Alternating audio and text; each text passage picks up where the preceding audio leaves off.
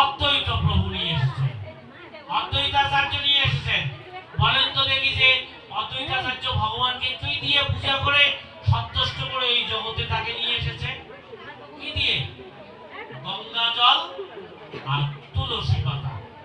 এই গঙ্গা জল আর তুলসী পাতা দিয়ে যদি অদ্বৈতাচার্য ভগবানকে সন্তুষ্ট করে গোলক বৃন্দাবন থেকে নিয়ে আসতে পারে, আমরা ভক্তি সহকারে ভগবানের যদি গঙ্গা জল আর তুলসী দিয়ে পূজা করি, তাহলে আমরাও ভগবানকে আমাদের সামনে পাবো কি?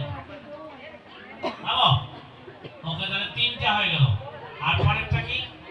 নমস্কুরু, আমাকে নমস্কার করো। এই চারটা কাজ কি সহজ?